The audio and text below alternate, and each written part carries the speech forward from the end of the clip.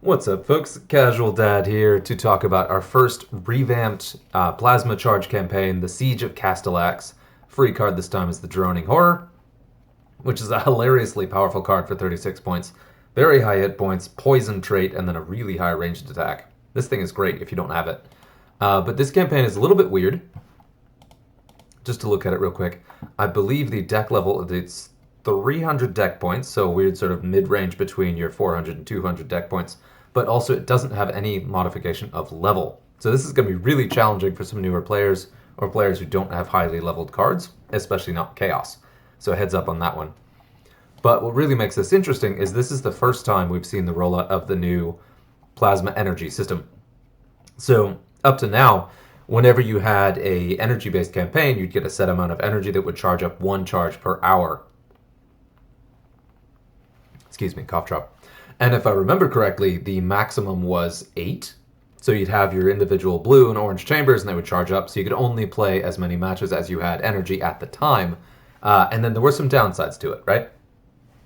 So the biggest one being that you would actually, it could max out. So if it's a 3-day campaign, you didn't play at all the first 2 days, you could only play 8 games because you would never be able to charge up the rest.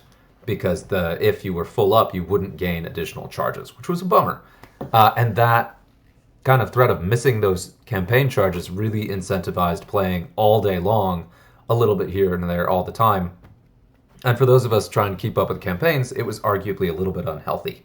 If you wanted to progress in the campaign at all, you kind of had to play all day, as opposed to kind of binging for an hour or so in the morning or binging for an hour or so at night, which feels much more, basic. So they've changed it now, so it's a max 12 energy per day.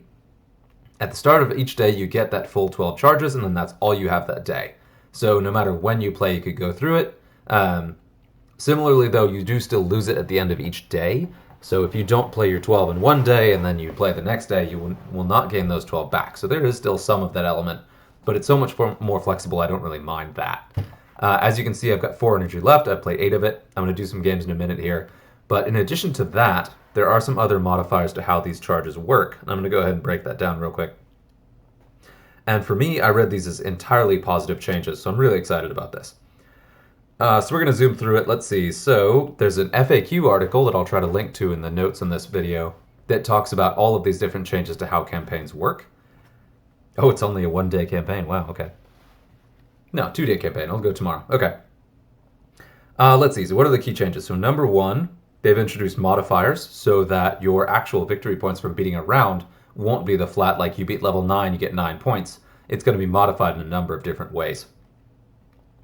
So we'll go on to do that. Let's see. Overkill damage. So if you hit a card with 5 health left with 100 damage, that would be 100 damage dealt, and now the overkill is only considered, that attack is only considered 5 damage for your victory points. You can't goose up extra damage to game the system and get more points. A lot of these are things that I wouldn't even have thought about as problems that they went ahead and headed off, as they've been doing this for a while. So let's see, multipliers. So in the missions, the multipliers are a little bit different.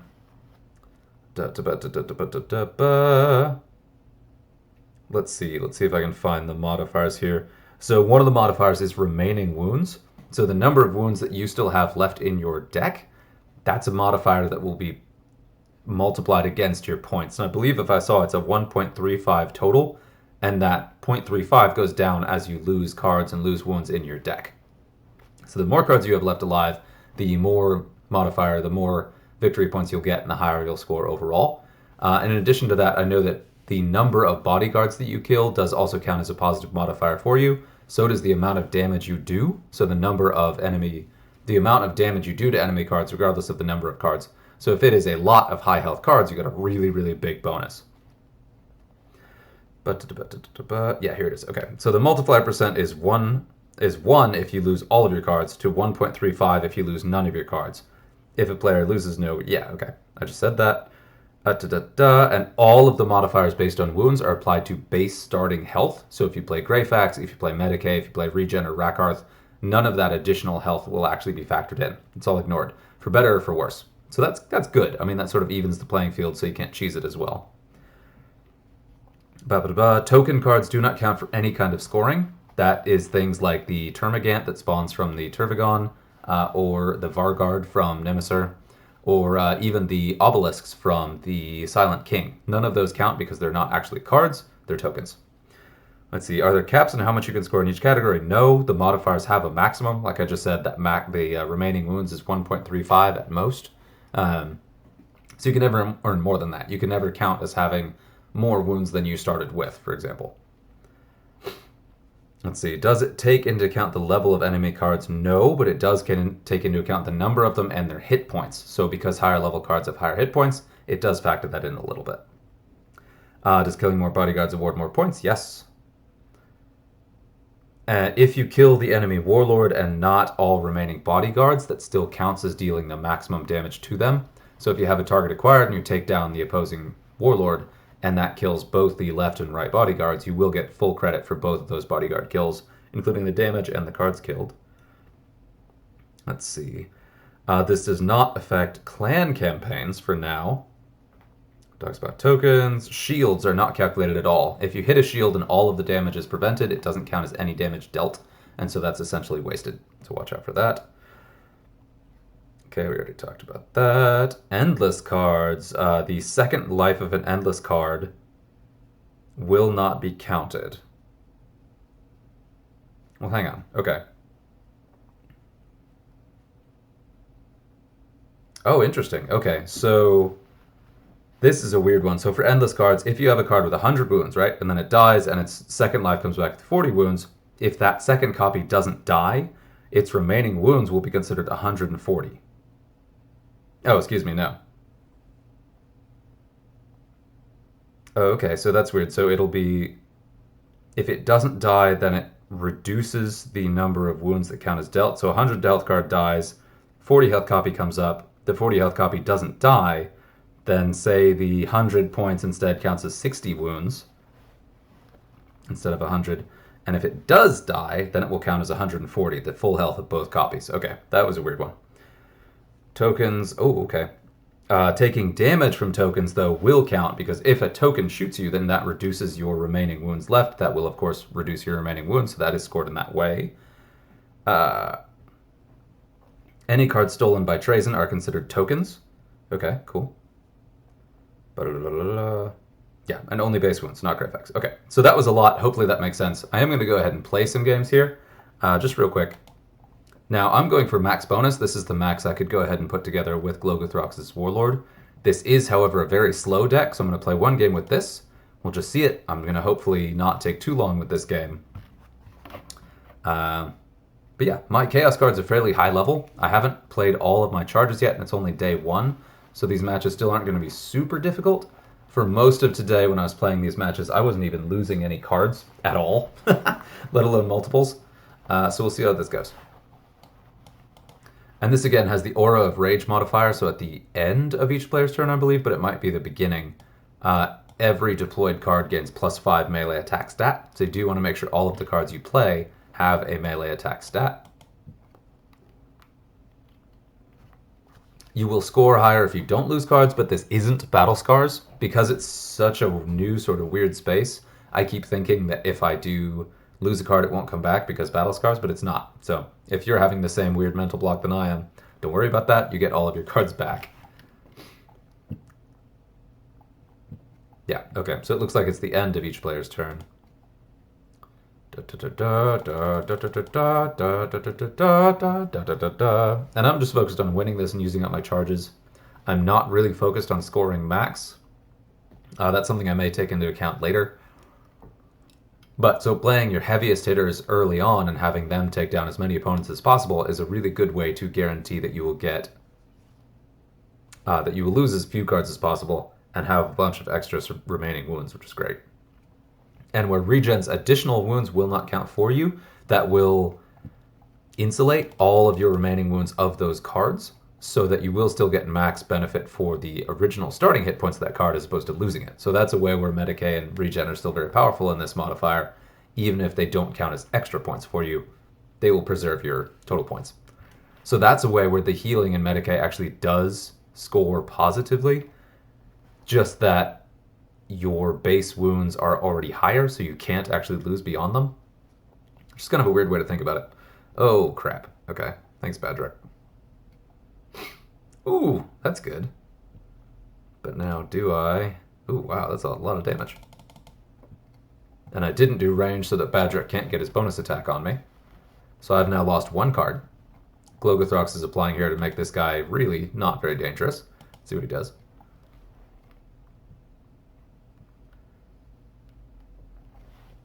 With his modifier, of course, any ability that really feeds into melee attacks is extra powerful, so high starting melee stat is really good. Berserk is really good because I get double bonus. And so you can see that the victory point calculator is quite high now.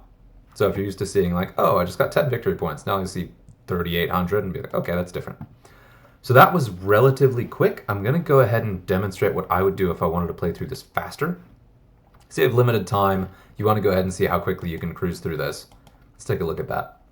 And again, I was just in part of talking about how melee attacks are really useful in this, but Huron is going to be my best bet to go fast. And let's psycher the heck out of this. And we want Huron. We can go the big greater demons. And then let's see. I'm not max level, so this guy's not actually that good. The whole this not being a max level campaign made this a really interesting metric for me because I have to kind of rethink what I'm doing with all this because a lot of my cards are fine. This guy's got rank 1 poison. That's the last thing you want if there's any chance in the world there's going to be a berserk card across the board. Shields are good.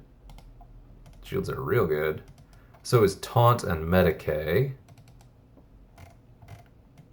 And it is, again, 300 deck points, which is still... I'm still struggling to wrap my head around that. I put these cards in there and I was like, all right, I'm out of points. No, I'm not. All right. So let's see what else we got here. So I do want some Medicae and I do want some taunt. I'm going to go ahead and go with the mid-range taunts. He's melee focused and he's cheap. And then, let's see my Medicae. I got him to rank 3. No, 1 level away from rank 3. Bummer. We'll throw on the target acquired because I really like that one in here. And then we're going to look in the 23 range because I don't really want to run a... Well, actually, let's do that. Do this one instead. I don't really want to be... Oh, that's perfect for my 16-point Medicae. Awesome. So this still is a little bit slower than some decks you could run. I think we're going to see the Lord of Change go very, very quickly. The challenge with this is only going to work if your Lord of Change is very high level. So I'm going to play this one, and then I'm also going to play a slightly more beginner-friendly Skull Taker deck to show that as well.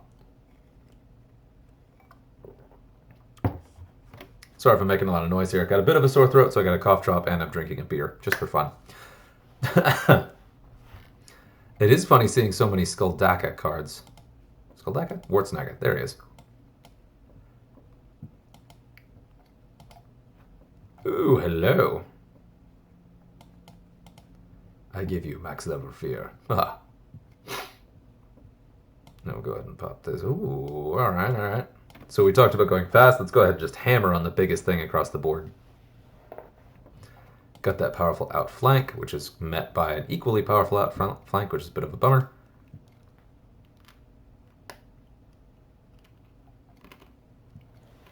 I'm sure that cough drop crunching is coming through the mic. Sorry. I'll try to resist. But oh, it's good. Alright, let's see. So I will go ahead and take this out and give my Keeper of Secrets a nice big buff to attack stats. Well, 34 bonus and ranged? Yeah. Shoot me. And one of the reasons that Huron is such an important card in this is that you've got a modifier that adds a passive buff to an attack stat across the board. And then Huron's ability is that whenever a friendly card kills an enemy card, it then gains, I think it's what, 40%? Yeah, 40% of that card's attack stats. Currently, not what they started as, not their base stats, but their current stats, which makes Huron really, really good if any of your opponents are getting a bonus. Like against Greyfax, it's a challenging matchup, but if you start getting those kills, oh boy, do you get some really scary attacks on your cards that survive. And now you really want your Lord of Change, your really powerful area effect cards. That Psionic Blast is incredibly powerful in general, but also with Huron, just to go ahead and get kills quickly. It's super strong. It's really, really good. And then also it gives you more opportunities to get a bunch of extra attack stats because every time you pick off a card, no matter if it's across from you or not, you do get its attack stats. So if the Lord of Change was not there and had taken that guy out with Psionic Blast, I would have gotten his attack values from the Psionic Blast, like I will this guy. And at the end, we're going to see that Lord of Change be a little bit terrifying. Yeah, love it. 37 ranged attack on a Lord of Change, just for fun. And still has the really scary psychic attack. Now that, of course, is going to be level dependent. It's going to be a little bit more challenging if you don't have as high of a level Lord of Change. Look at that, that's a nice big buff. But also it was higher level and I killed more bodyguards. So that's kind of your upper tier. If you want to go quickly and you have the card levels, definitely reach for Huron. If you don't, your more budget-friendly warlord that can do well in this is going to be... Glogorthox himself is really good, just because that ability is always going to be powerful. And since it's a percent debuff... Let's just look at that real quick. Since it's a 20% debuff to attack values, that percentage will also be applied as a higher flat number if that card has been building up a lot of melee stacks. So this is really more powerful the more powerful your opponent is, which is cool. So that works out nicely in an escalation event.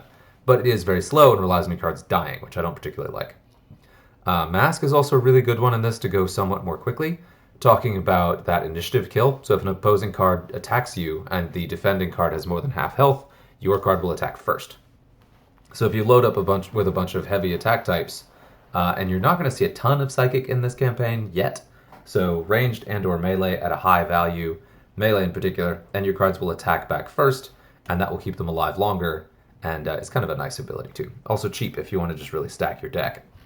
I would not touch old buddy here. Wouldn't touch him. You can go all Psychers if you want, but I think if you go all Psychers, you should take Huron instead of poor Azek Ahriman, who's just not great. But Skulltaker is going to be your other budget option. I also wouldn't go Abaddon. You can, if you really want a very, very thin deck with really powerful cards, where you just have 3, 80-point cards, you can do that. And it may even be good, but I would kind of doubt it. Unless you have a really high-level Abaddon and you don't expect to play him at all, that's a way to Points Fortress to go ahead and make sure that your cards are less likely to die. But at the same time, if they do start dying, they're going to die real fast, and you will lose more quickly than you want to. And you'll have fewer wounds left in your deck and fewer cards left in your deck, so that will hurt you on the modifiers too. Skulltaker is a really good one because he has a melee-focused ability that will just do bonus extra damage if a card is close to dead. And let's just load him up as best we can. You can really do some damage with 300 points. He also combos well with the modifier, since all of his cards want to gain additional melee attack. How's your melee? Yeah, it's pretty good. We can throw in a little bit more regen here. Ooh, no, that's too much. Let's not do that. Because I do want this to be a relatively thick deck. I don't want it to be very, very top-heavy. So we're quickly going to go into more of the cheaper cards. I have all of these guys fairly high up.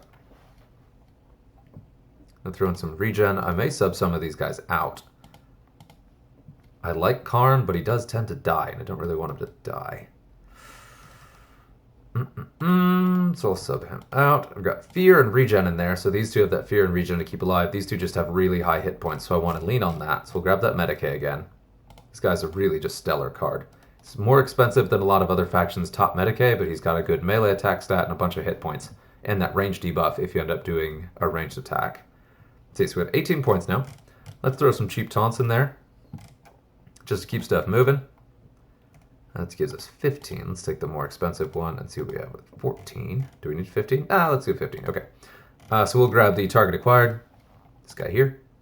Really excellent to clear the board and get around bad stuff. And then we'll go ahead and throw that 3-point taunt back in here. All right, there we go. And so this is going to be relatively new player friendly. I've got a bunch of epics there. You don't have to go that route. In the same points range, you should have quite a few options that are a little bit cheaper. Not cheaper necessarily, but kind of easier to level. So like your fear cards, this guy is one of the best cards in the game, especially for this modifier. Definitely consider him in there. Let's see what else we got. We talked about Endless being really good. Lucius is also a really good one because he does have the decent melee stat and a bunch of hit points, and it's Endless. So even if he dies, he will take a while to do it, and he will insulate the rest of your deck while he does it. This guy's a really, really strong piece because of those shields, so very defensible, will hold up a lane really well. I may go ahead and then, of course, kind of your Furious Charge cards. This guy, most people will have a decent level of this guy because he's really, really old and only rare. Worth considering, certainly. Berserk plus a lot of hit points and a good high melee stat already really combos well with this modifier and stacks with Skulltaker, so you got a really stacked deck in your favor in that case, which is why I have Uthran in there already.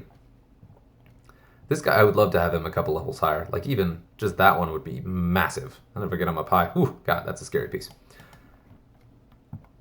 So I'm kind of reconsidering this because I don't want to lose a bunch of cards. And let's see. Let's actually drop. Well, but I do like having some bonus, but that's okay. So we'll drop him. And then we'll mix in Karn, who does kind of the same thing, but cheaper. We'll drop this guy. And we'll get a 55. I like it. We'll throw in Metallicus, and then kind of our cheapest budget card is this one. So what do I have at 9 points? I do want the Taunt. What do I have at 46? I'll check that first. I guess I got this guy, who's just not going to compare to Harken the World Claimer. I've also got 21. Ooh, I got 22. What can I do with that? Okay, we'll do that. Drop this guy in here because, again, he's absolutely extraordinary. We'll take this guy out. And we got 28. That sounds like a good number. And we'll throw in another taunt. There we go. Sweet. Okay, there we go. This is what I'm running with. This has a little bit more rares. Still has a bunch of epics, but you should have copies of these, and you should easily be able to find something else to do with those points if you don't use them. Biggest thing is you want Fear, you want hit points, you want Berserk, you want Furious Charge. Yeah, Death Blow also really good if you have powerful cards that have it. But we'll go ahead and run this through.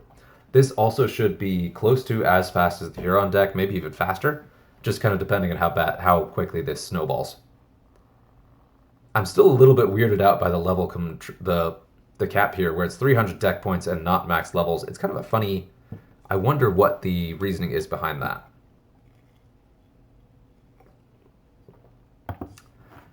And if you load your deck with Furious Charge cards, you will find that you tend to go first, which is great, because they have higher initiative. Love it. Go ahead and hit me with that, and then we'll see how you like that Furious Charge.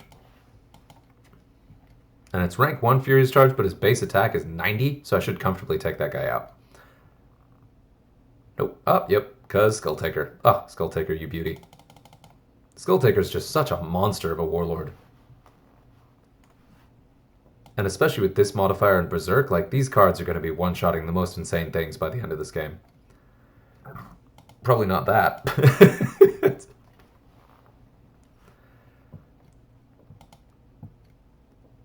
Okay, we'll see how this goes. It is getting considerably harder fairly quickly, and that's part of why the Gloggothrox deck was a little bit slower. Let's see, we got your 133. We're real close to one-shotting that thing, so let's slow it down a bit and then try it again. And we're up against Gazgul. Bummer there, he's expensive, so the deck I'm up against is pretty thin. Only got 2 cards left, and one of them is going to be Gaz himself, which doesn't give me a whole lot of time to build up the melee, which is concerning, but I've also got a full deck in here too, so I don't need to worry too much. Ooh, man. Hit hard enough to go through those shields. Excellent. 152, yikes. Oh, and against Skuldaka. At least he's not high enough level to have the Big Game Hunter. And here again, yeah, let's do it. I'll take out both those guys. And then Gaz is going to pop out and take out my middle guy, and possibly have enough to take out my Fear card on the left. And I'm going to lose Karn. Ooh, man, that was a brutal turn. Now, here's the thing, too, is that as you're building up your modifier here, you do want to be very careful when you lose your cards. Because if you were building up this melee buff all game, and then you lose all the cards that had that melee buff all at the same time, it's a complete reset, and it takes a long time to get back to where you were and play new cards that build up. So if at all possible, you want to stagger when you lose your cards. So if you're like, I'm going to lose this, I know this, I'll go ahead and get it killed early so I can play another card. Again, that doesn't synergize that well with the modifiers, because you will lose more points by intentionally losing cards, but it will help you push through and win the game, especially when the games get a little bit closer, and may be really helpful if you're kind of struggling with your card level in this part of the campaign. I believe that was all my charges, but I may have one more. I have one more. Let's go ahead and do it. Let's do something else. Let's go ahead and try Ye Old Mask. We'll try it, Mask. What do you got? Of course, you want your Keeper of Secrets on this one. And then we'll go ahead and throw him in there too. We're going for as many attack types as possible. And they're not going to do a lot of Psychic. They're going to do a lot of melee and range, so we'll have that. And then you also just kind of want, again, your taunts. Let's throw some shields in there, because shields are really good because they keep the ability alive longer, because they don't go below half health. So we'll throw you in there too. They're 18. I'll try it. We'll keep this one pretty thick.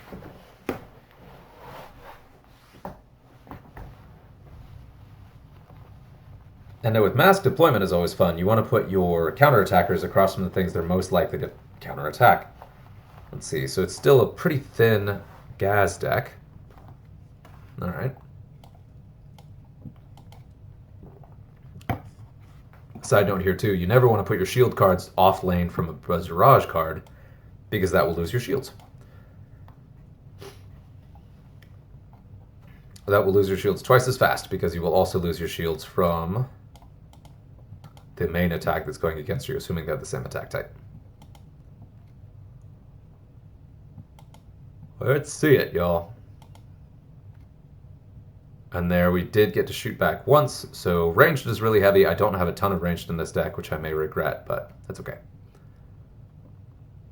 Do we go melee? No, we do not. And psychic.